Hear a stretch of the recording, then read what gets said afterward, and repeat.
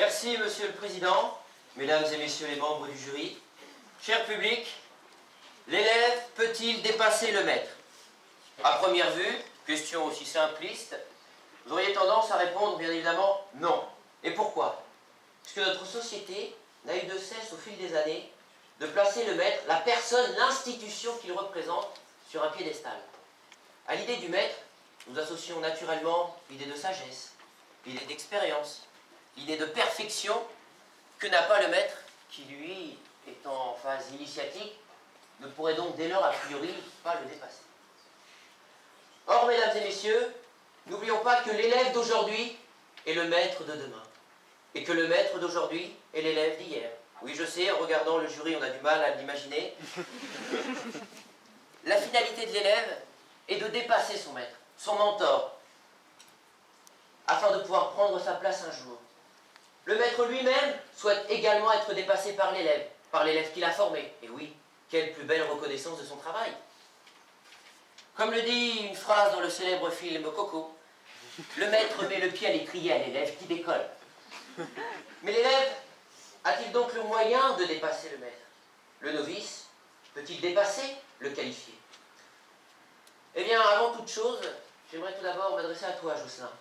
Toi, le vainqueur de ce Rhetorica number 1, toi notre Dieu, toi notre idole, toi notre star, toi que nous respectons et toi que nous adulons, la question se pose, mon cher Jocelyn.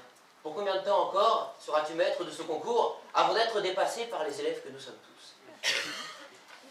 Eh bien, mesdames et messieurs, afin de répondre à cette question, aussi essentielle, aujourd'hui, je n'ai pas choisi de vous faire venir un énième intervenant. Non, sur un sujet aussi grave, mesdames et messieurs, j'ai aujourd'hui le privilège que vous puissiez faire la connaissance de mon maître à moi. Maître la table. Maître la table, celui qui m'a tout appris, tout enseigné. C'est grâce à lui que je suis ce que je suis aujourd'hui. Bonjour maître. Alors mesdames et messieurs, l'idée de dépasser le maître est tout d'abord possible sur un plan purement physique. Il arrive fréquemment que l'élève dépasse le maître, voire le mètre 50. Sur un plan psychologique également, l'élève a la fougue, la volonté, une naïveté également, lui donnant une force. Là où le maître, lui, a la sagesse qui lui impose naturellement de rebrousser chemin. L'élève est un symbole de vitalité, de dynamisme. Dépasser le maître, c'est également au fond se dépasser soi-même, ce qui est un objectif existentiel par excellence. Et l'élève le peut, mesdames et messieurs, car l'élève a la motivation, l'élève a la détermination, l'élève a l'envie de perfection que n'a plus le maître qui, lui, âgé, expérimenté et souvent dépassé. Dépassé car le maître se repose sur ses lauriers en pensant qu'il n'a plus rien à prouver, grosse erreur. Exemple phare et actuel, la Coupe de France de football, au sein de laquelle chaque année, un petit club, le petit élève, parvient toujours à dépasser, à surpasser même les maîtres de la compétition, les plus grandes écuries. Sur un plan sociétal maintenant, l'élève est en harmonie avec la société dans laquelle il évolue. Les mœurs que prône cette même société lui sont familières, là où le maître, lui, n'a pas su évoluer, car préférant la nostalgie, le souvenir, là où l'élève, lui, vit l'instant présent et regarde vers l'avenir. Oui, je sais, c'est très philosophique. L'élève est sans cesse à l'affût de nouveautés. Le maître, lui, cherche des souvenirs et des expériences passées. Écoutant Nostalgie et France Inter, Johnny Hallyday et Charles Aznavour, là où l'élève préfère Énergie, Fun Radio, Lady Gaga, David Guetta. Le maître regarde Arte, LCP et le cinéma de Babel, là où l'élève, lui, est friand des réalités et des excès télévisuels en tout genre. Le maître lit le prix Goncourt, là où l'élève préfère des ouvrages beaucoup plus digestes, que son Star Club, Voici pour les femmes, et GQ pour les hommes. L'élève évolue donc au fil de la société. Il est membre à part entière d'une collectivité et d'une nation unie autour de valeurs, autour d'évolutions culturelles et morales qui forgent sa génération. Le maître, lui, se trouve seul, écarté, raillé, dépassé vis-à-vis de ses références et devient alors obsolète aux yeux de la société qui n'arrive plus à le maintenir dans un cycle évolutif. Le maître tente pourtant de se rattraper avec des expressions classiques. C'était le bon vieux temps, la belle époque, en vain. L'élève dépasse également le maître, mesdames et messieurs, sur un plan technologique.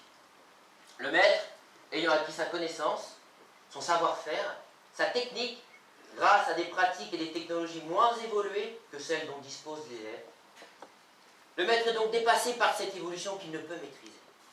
L'élève peut faire mieux en fournissant moins d'efforts. Téléphone. Vous me direz donc que la technologie aurait tendance à dénaturer le travail, l'effort de l'élève. Mais ce qu'il faut comprendre, mesdames et messieurs, c'est que la technologie n'est pas une fin, mais un moyen. Tout est bon pour dépasser le maître. Ce qui est important, c'est l'objectif escompté. Et comme le dit l'adage, la fin justifie les moyens. N'omettons pas non plus l'idée selon laquelle celui qui est maître d'un domaine a la qualité d'élève dans d'autres, et inversement. Exemple très simple, Maître Gims est un maître du rap, or il est élève dans la catégorie de la grammaire et de l'orthographe.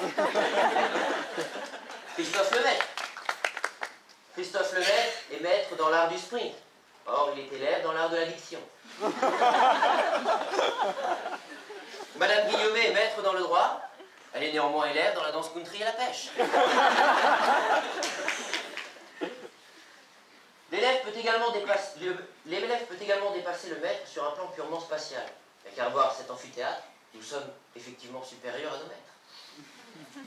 Les élèves ont un avantage arithmétique indéniable. La combinaison de leurs efforts et de leur volonté individuelle en une volonté collective peuvent parvenir justement à surpasser et à supplanter le maître. Sur un plan artistique maintenant, le talent de l'élève provient d'un inné et d'un acquis. L'acquis car le maître donne les clés, les armes, le savoir-faire dont va se servir plus tard l'élève. L'élève, lui, va lui ajouter l'inné, son propre vécu, sa propre imagination, vision et inspiration. L'art est une sorte de moyen de cassation. Partant d'un courant unique, il s'est subdivisé au fil de la société en plusieurs courants, au fil des pratiques, au fil des techniques artistiques, et les élèves sont devenus finalement les maîtres dans leur domaine accomplissé. L'élève peut également être plus renommé que le maître. On observe cela néanmoins sur un plan purement sportif. Pour vous, mesdames, Rafael Nadal, Teddy Riner, Bruce Lee ont dépassé, surpassé leur entraîneur, tant par leur talent que par leur renommée médiatique.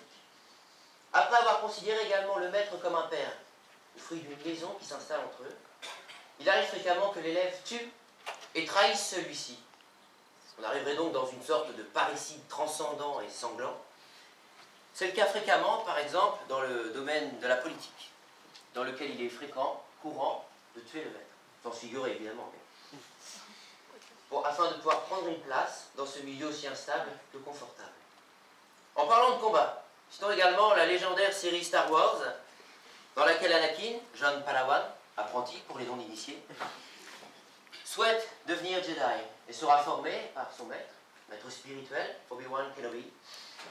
Anakin, après être devenu un Jedi, tuera tout simplement son ancien maître. Sympa le remerciement. C'est également... L'élève dépasse également le maître. On a pu l'observer sur le plan religieux, avec l'exemple de Judas. Judas, le disciple de Jésus, ayant trahi celui-ci. Jésus, malgré tous les talents divins qu'on lui reconnaît, n'a néanmoins pas su être capable de prédire cette même trahison. Ainsi, mesdames et messieurs, bien plus qu'une simple possibilité, dépasser le maître est une volonté, une opportunité et une finalité, afin de construire une société regardant vers l'avenir et tendant vers une perfectibilité. L'élève dépasse le maître sur un plan physique, sociologique, économique, technique, artistique, psychologique et réaliste. J'en suis moi-même la preuve vivante. Allez, va mettre la table. Et apporte-moi un verre d'eau. Et oui, mesdames et messieurs, car Rectorica, ça donne soif.